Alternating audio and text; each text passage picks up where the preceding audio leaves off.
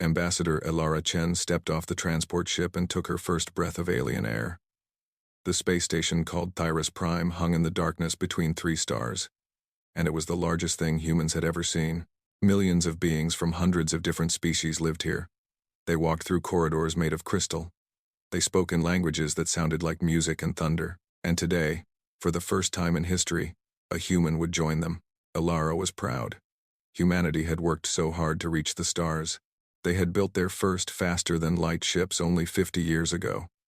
They had discovered that the galaxy was full of life, full of civilizations far older than their own, and now they had been invited to join the Galactic Concord, an alliance of over 400 species that had kept peace among the stars for longer than Earth had existed.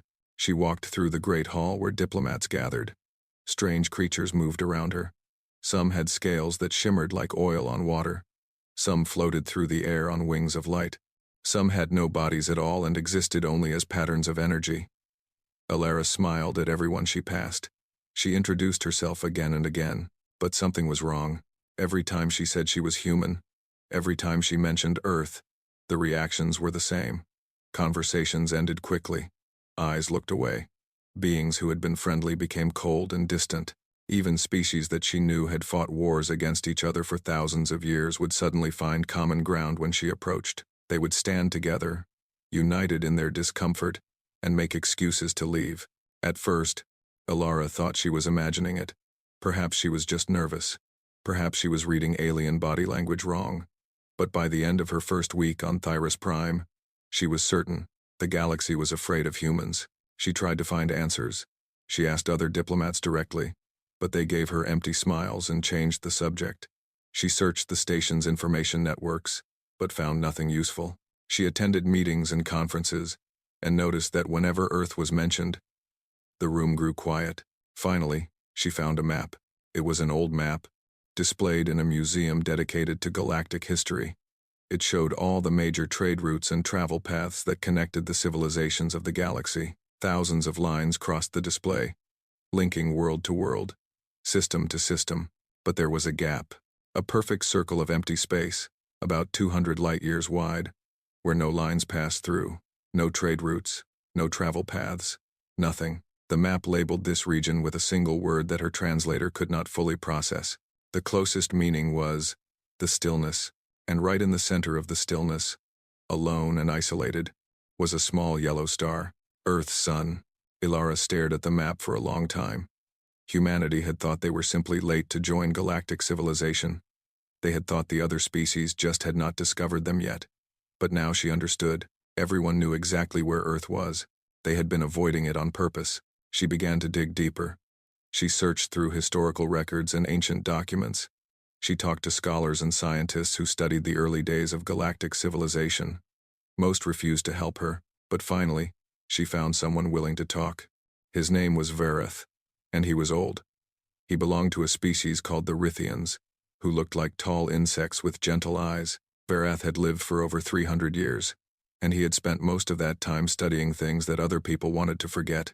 They met in a quiet garden at the edge of the station, where artificial sunlight fell on plants from 100 different worlds. Vthkai moved slowly, his age weighing on him, but his mind was still sharp. "You want to know about the stillness," he said. It was not a question. "I want to know why everyone is afraid of us," Elara replied. "Humans have done nothing wrong. We only just arrived. What could we possibly have done to make the entire galaxy avoid our planet?" Vthkai was quiet for a moment. He looked at the flowers around them, at the false sky above, at anything except Elara's face. "It is not what you have done," he said finally. "It is what you are, or rather, what lives alongside you. I do not understand. Of course you do not. That is perhaps the only mercy in this situation." He sighed, a sound like wind through dry leaves.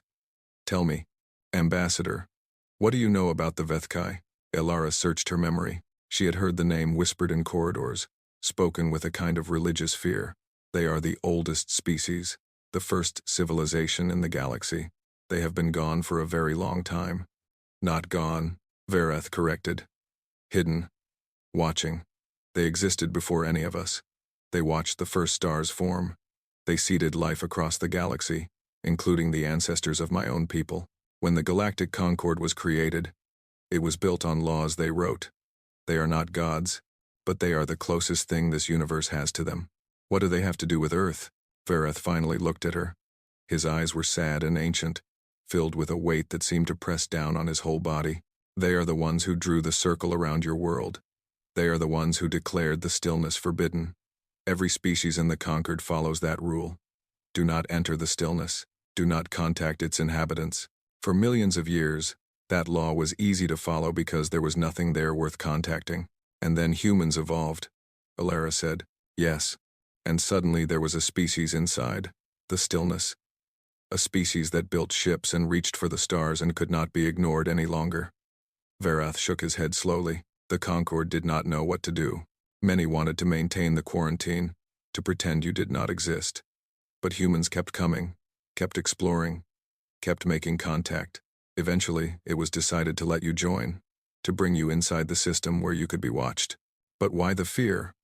Why the quarantine in the first place? What is so dangerous about Earth? Vthkai stood up. He looked at her one more time, and in his eyes she saw something that might have been pity. It is not the humans we fear, Ambassador. It is what lives alongside them, what has always lived alongside them, since before your species existed, since before anything lived on your world at all. What are you talking about? He began to walk away, his steps slow and careful. But before he disappeared into the garden, he stopped and spoke one more time. The humans do not know. That is the most terrifying part. You live with it every day. You walk on its skin. You breathe its air. You dream its dreams. And you have no idea that it is there. What is there? What is on Earth? But Vthkai did not answer. He simply walked away and left Alara alone in the garden, surrounded by alien flowers. With questions burning in her mind like stars, she stood there for a long time, thinking about everything she had heard. The stillness, the Vthkai, something on Earth that the galaxy feared, something that humans did not know about. She had come to the stars looking for answers about the universe. Now she realized she needed to find answers about her own home. Whatever was waiting on Earth, whatever secret the galaxy had been keeping for millions of years, she was going to find it, and nothing would stop her. Alara spent months searching for answers. She sent messages to every scholar and scientist she could find. She dug through archives that had not been opened in centuries. She traveled to distant stations and forgotten colonies, following every rumor and whisper about Earth and the stillness. Most leads went nowhere. People refused to talk. Documents were missing or destroyed. It seemed like someone had worked very hard to make sure this secret stayed buried. But then she found him. His name was Idris Mwangi, and he was human. He had been a xenoarchaeologist, a scientist who studied the ruins of ancient alien civilizations. 40 years ago, he had discovered something he was not supposed to find, and 40 years ago, he had disappeared from public life. Alara found him on a tiny moon at the edge of known space. The moon had no name, just a number. It orbited a cold planet that orbited a dying star. Nobody came here. That was exactly why Idris had chosen it. His home was built into the side of a crater. It was small and cluttered with artifacts and documents and holographic displays.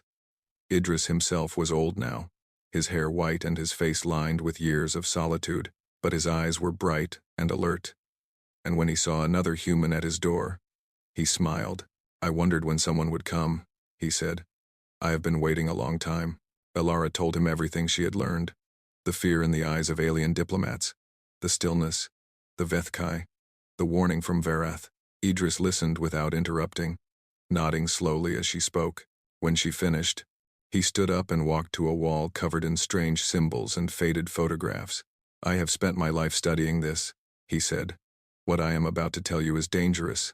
The Vthkai have killed to keep this secret.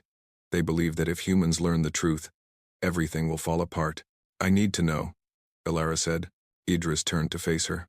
4 billion years ago, when this galaxy was young and most stars had not yet been born, there was something here. The Vthkai call it many names. The sleeper, that which waits in dreaming.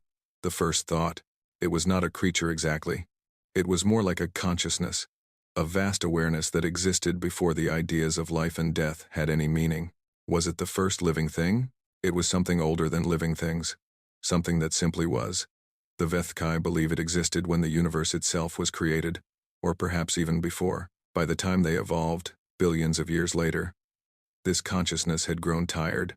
It had existed for so long, seen so much emptiness, that it wanted to rest. So it found a young world, a planet still covered in fire and melted rock, and it buried itself deep inside. Alara felt cold. What world? You already know the answer. Earth. Idris nodded. The sleeper wrapped itself in stone and iron and heat. It sank into the core of the planet and went to sleep. It told the Vthkai not to wake it until the stars grew cold, and then it began to dream. He pressed a button on the wall, and a holographic image appeared. It showed Earth, but not the Earth Alara knew. This was Earth billions of years ago, a ball of fire and darkness and chaos. The Vthkai watched from far away as the planet cooled. They watched oceans form. They watched the first simple life appear in those oceans. And they realized something that terrified them. What? Every living thing on Earth grew within the sleeper's dream. Every creature that evolved on that world did so inside the mind of something ancient and vast. The sleeper did not create life on purpose. It simply dreamed, and its dreams became real. The holographic image changed, showing life evolving over billions of years. Fish became lizards. Lizards became mammals. Mammals became humans. When humans appeared, the Vthkai panicked. Here was a species that could think, that could wonder, that could dream. A species that was not just living inside the sleeper's dream but was somehow connected to it in ways they could not understand. Alara sat down heavily. Her legs felt weak. Are you saying that humans are part of this thing? That we are not real? No, Idris said firmly. You are completely real. Your thoughts are your own. Your lives are your own. But there is a connection. Human consciousness and the sleeper's consciousness are not entirely separate. You evolved within its mind, and some part of that mind lives within you. How is that possible? Imagine a river, Idris said. The sleeper is the river. Humans are fish that were born in that river. The fish are real. They live their own lives, but they are made of the river's water. They breathe the river's oxygen. In some way, they are an expression of the river itself. Alara thought about this for a long time. What does the sleeper want? Nothing. It is asleep. It dreams. And its dreams are strange and beautiful and sometimes terrifying. But lately, he paused and looked troubled. Lately, things have changed. Changed how? For billions of years, the sleeper was completely still. Its dreams were quiet and peaceful. But about 10,000 years ago, around the time humans developed agriculture and civilization and began to look up at the stars, the Vthkai detected movement. Not physical movement. Mental movement. The sleeper is stirring. Is it waking up? Not yet. But it is dreaming more actively. Dreaming about the stars. The Vthkai believe that when humans look at the night sky and wonder what lies beyond, that is the sleeper looking through human eyes. When humans dream about other worlds and distant galaxies, that is the sleeper dreaming through human minds. Idris walked to a window and stared out at the cold darkness of space. 8 billion humans on Earth, millions more in space now. All of them connected to something ancient beyond understanding. All of them windows through which the sleeper sees the universe. Is that why the galaxy is afraid of us? Yes. The Vthkai fear that if humans spread too far, if enough human minds dream together, they might wake the sleeper by accident. They might wish it awake without even knowing what they are doing. Alara stood up and joined him at the window. What happens if it wakes? Nobody knows. The sleeper has never been awake during recorded history. The Vthkai do not know if it would be kind or cruel, curious or destructive. They only know that it is old and powerful beyond anything they can measure, and they are terrified of it. So their solution is to keep humans contained, trapped. Some of them want more than that, Idris said quietly. Some of them believe that the only way to be safe is to remove humans from existence entirely. To eliminate the windows so the sleeper has nothing to look through. Anger rose in Alara's chest. They want to destroy us because of something we did not choose. Something we did not even know about. Fear makes people do terrible things. Even ancient, wise people. Alara turned away from the window. Her mind was racing. Everything she thought she knew about humanity, about Earth, about existence itself, had just been turned upside down. But one thing was clear. I need to find the Vthkai, she said. I need to talk to them directly. Make them understand that humans are not a threat. Idris laughed softly. No one has found the Vthkai in a million years. They hide in the deepest parts of space, far from anyone who might disturb them. Then I will be the first. Idris looked at her for a long moment. Then he smiled. And for a moment he looked younger. Excited. I have spent 40 years gathering clues, he said. Star charts, gravitational readings, ancient pilgrim routes. I believe I know where they are. I was too old and too afraid to go myself. Now you have someone to go with you. He laughed again, and this time there was joy in it. Yes, I suppose I do. He walked to a locked cabinet and opened it, revealing stacks of data crystals and yellowed papers and strange devices. Let me show you what I have found. The journey will be long and dangerous, but if you are willing to take the risk, I will show you the way to the oldest species. Elara nodded. Whatever was waiting at the end of that journey, she would face it. The truth about humanity was worth any danger. The journey took 6 months. Elara and Idris traveled beyond the edge of known space, past the last colonies and outposts, into regions where no ship had flown for millions of years. They followed ancient paths marked by dying stars and strange gravitational patterns. They passed through clouds of dust that had once been worlds. They saw things that no human had ever seen before. The region was called the Ember Reach, and it was beautiful in a sad and terrible way. Here, the oldest stars in the galaxy were slowly dying. Red giants swelled to impossible sizes before collapsing into darkness. White dwarfs glowed like dying embers. Everything was red and orange and gold, like an eternal sunset that had lasted for billions of years. The perfect place to hide, Idris said as he studied his instruments. No one comes here. Nothing lives here. Even light seems tired in this place.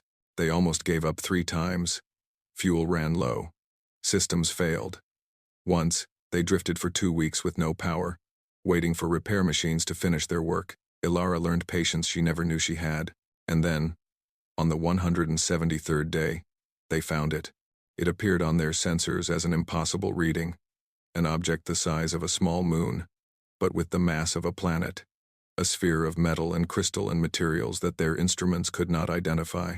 It drifted between 2 dying stars, catching their red light and turning it into something that looked almost like warmth. Aethon, Idris whispered. The wandering home. The last refuge of the oldest species.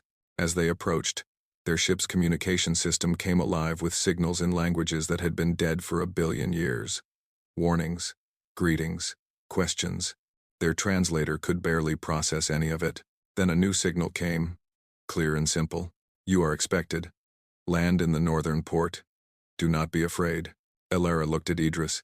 He was pale but smiling. Expected, he said. They knew we were coming. Are you surprised? They are 3 billion years old. No, he admitted. I am not surprised at all. They landed in a port that seemed designed for ships much larger than their own. The walls were made of something like glass, and through them they could see the interior of the world ship. Vast chambers stretched into the distance, filled with structures that hurt the eyes to look at. Geometry that did not follow normal rules. Spaces that seemed to fold in on themselves. A door opened in front of them. Beyond it was a corridor lit by soft blue light. They walked for a long time. The corridor twisted and turned and sometimes seemed to go in directions that should have been impossible. Elara felt like she was walking through a dream. Finally, they reached a chamber. It was enormous. The ceiling stretched up so far that it disappeared into darkness. The floor was made of something smooth and warm, like living stone, and in the center of the chamber, something waited. Elara had expected the Vthkai to look like aliens. She had prepared herself for strange bodies and unusual features, but she had not prepared for this. The being in front of her had no body at all. It was a pattern, a shifting, changing, endlessly complex pattern of light and geometry that existed partially in this dimension and partially somewhere else. Looking at it made her eyes water and her head ache. It was beautiful and terrifying and completely impossible to understand. I am the witness, the pattern said. Its voice came from everywhere and nowhere. I have watched the universe since before your star was born. I have been waiting for you, Elara Chen, and for you, Idris Mwangi. Idris stepped forward. His voice shook but did not break. You know why we are here. You want to know about the sleeper. You want to know about your place in this universe. You want to know why we fear your people? Yes. The pattern shifted and changed. For a moment, it almost looked sad. Everything you have learned is true. 4 billion years ago, the consciousness you call the sleeper came to rest in the core of your world. Every species that has evolved on Earth has done so within its dream, and humans are the first species on Earth capable of dreaming back. What does that mean? Alara asked. Dreaming back? The creatures before you lived inside the sleeper's mind but could not touch it. They ate and slept and died without ever connecting to the vast consciousness beneath them. But humans are different. Human minds are powerful enough to reach down into the dream. When you wonder about the universe, the sleeper wonders with you. When you imagine distant stars, the sleeper sees them through your imagination. Is that dangerous? It was not. For 10,000 years, we watched and waited. Human minds touched the sleeper's dream, but gently. The sleeper stirred but did not wake. We began to hope that coexistence was possible. The pattern shifted again. Now it definitely looked sad, but then everything changed. What changed? Humans began to spread beyond Earth. First to your moon, then to other planets, now to other stars. Every human who leaves Earth carries a piece of the sleeper's dream with them. Every human mind is a window through which the sleeper can see. And now those windows are appearing throughout the galaxy. We are not doing it on purpose, Alara said. We did not even know. We understand that. But intention does not matter.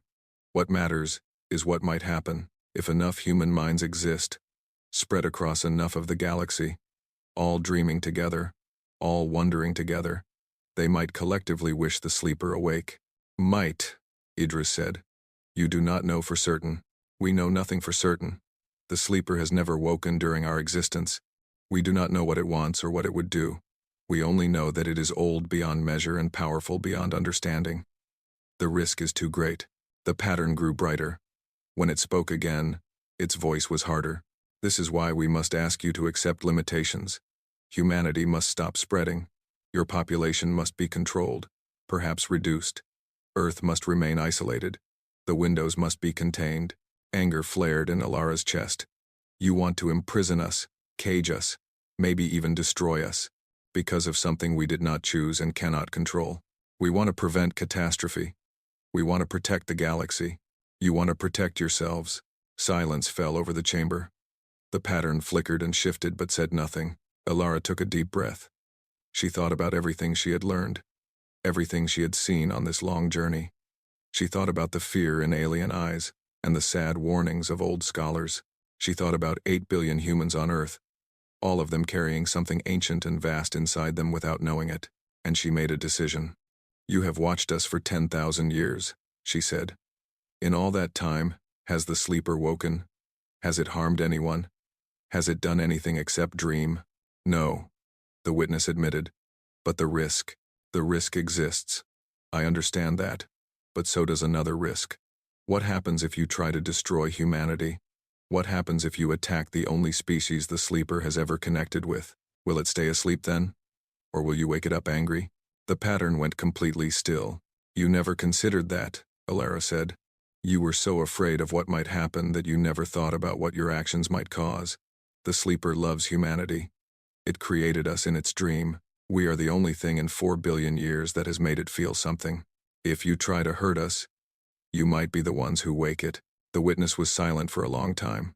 When it finally spoke, its voice was different, quieter, uncertain. We have existed for 3 billion years. In all that time, we have never been wrong about anything important. We have guided the galaxy. We have created laws and systems that have kept peace for longer than most species have existed. We do not make mistakes. Then let this be your first, Alara said. Trust us. Trust the sleeper. Whatever is going to happen, let it happen naturally. Stop trying to control something you do not understand. Another long silence. Then the pattern shifted one more time. It became smaller, gentler, almost fragile. We will consider your words, the witness said. Return to your people. Tell them what you have learned. Let them decide how to respond. We will watch, as we have always watched. And we will hope that you are right. Alara nodded. She turned to leave. Alara Chen, the witness called after her. You are brave, perhaps braver than wise. But bravery has value that wisdom sometimes lacks. Whatever happens next, know that we will remember you. She walked out of the chamber without looking back. Idris followed close behind. They had done what they came to do. They had spoken to the oldest species and made their case for humanity. Now they had to go home and face whatever came next. The news spread faster than light. By the time Alara and Idris returned from the Ember Reach, humanity already knew the truth. The Galactic Concord had released the information, hoping to cause panic and division. They thought that if humans understood what they carried inside them, they would tear themselves apart with fear and suspicion. They were wrong. When humans learned about the sleeper, they did not panic. They did not riot in the streets or demand answers from their governments. Instead, something strange and wonderful happened. They looked inward. Across Earth and all its colonies, people began to think about what it meant to be connected to something ancient and vast. Philosophers wrote long essays about consciousness and existence. Artists created paintings and sculptures and songs that tried to capture the feeling of being part of something bigger than themselves. Scientists developed new theories about the mind and its relationship to the universe. Religious leaders spoke of purpose and meaning. Some said the sleeper was proof of the divine. Others said it showed that the universe itself was alive and aware. Arguments broke out, as they always do when humans discuss big ideas. But underneath the arguments there was something else: wonder. Humans had always suspected they were special. They had always felt, somewhere deep inside, that there was more to existence than what they could see and touch. Now they knew it was true. They were not just creatures who lived on a ball of rock in space. They were expressions of something cosmic. They were the universe dreaming about itself. Alara watched this transformation with amazement. She had expected fear. She had prepared herself to calm panic and explain away terror. Instead, she found herself surrounded by people who wanted to know more, feel more, understand more. "We should have known," her mother said one night, as they sat together watching the sunset over the ocean. "Humans have always dreamed of the stars. We have always felt the call of something greater. Now we know why." But not everyone was happy about this new understanding. Deep in space, on the world ship Athon, the Vthkai were divided. Some accepted Alara's argument. They agreed to watch and wait, to give humanity a chance. But others refused. A faction of younger Vthkai, led by a consciousness called the Purifier, believed that the risk was too great. They did not trust the sleeper. They did not trust humanity. They had lived in fear for 3 billion years, and that fear had become their entire identity. The human ambassador was clever, the Purifier told its followers. She made us doubt ourselves. She made us hesitate. But hesitation is weakness. The sleeper grows more active every day. We must act before it is too late. In secret, they built a weapon. It was old technology, created millions of years ago to deal with cosmic threats. It was designed to generate a field of energy that would destroy all complex organic life within its range. Quick, clean, final. They called it the Silence, and they pointed it at Earth. The weapon was detected 3 days before it arrived. Human scientists spotted a strange energy signature moving through space at impossible speeds, aimed directly at their homeworld. At first, they did not understand what they were seeing. Then the Galactic Concord sent a warning. "A faction of the Vthkai has gone against the witness's decision. They have launched a weapon of extinction. We cannot stop it. We are sorry." Panic finally came. 8 billion people on Earth had 3 days to prepare for death. Ships launched carrying as many survivors as could escape, but everyone knew it was not enough. The weapon was too fast. There was nowhere to run.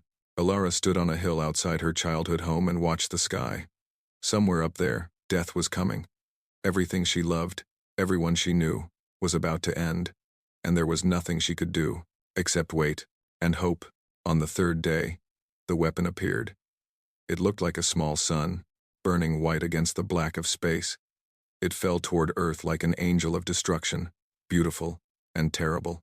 And then something happened. Deep beneath the surface of the planet, in the heart of fire and stone and ancient dreams, the sleeper moved. Not physically. The sleeper remained where it had been for 4 billion years, wrapped in the core of the world, dreaming its endless dream. But its will moved. Its awareness reached up through miles of rock and ocean and air. It touched the minds of every human on the planet. And, for one moment, 8 billion people thought as one. Alara felt it. Everyone felt it. It was like being part of a song sung by millions of voices, a thought shared by billions of minds. She felt the presence of every human who had ever lived, every ancestor and descendant, every stranger and friend. She felt the weight of history and the promise of the future. And beneath it all, she felt something else, something vast and old and infinitely patient, something that had been sleeping for 4 billion years and was now, for just a moment, opening one eye. The weapon stopped. It hung in space, frozen between 1 second and the next, as if time itself had forgotten how to move. The white light flickered and dimmed. The terrible energy that had been meant to destroy all life on Earth began to fade. And then, without sound or violence, the weapon simply ceased to exist. It did not explode or fall apart. It was simply gone, as if it had never been. Through the connected minds of humanity, through 8 billion windows looking up at the sky, the sleeper spoke. The words did not come in any human language. They were older than language, older than thought, older than the stars themselves. But every human understood them perfectly. They are mine. I dreamed them. I love them. And I'm not done dreaming. The connection faded. Elara staggered as the weight of billions of minds lifted from her own. Around the world, people fell to their knees or collapsed against walls, overwhelmed by what they had experienced. Some laughed, some cried, some simply stood in silent wonder. The sleeper had spoken. After 4 billion years of silence, it had reached out to protect its children, and then it went back to sleep. The Galactic Concord received a message from the world ship Aethon. The faction that had launched the weapon had been destroyed by their own people.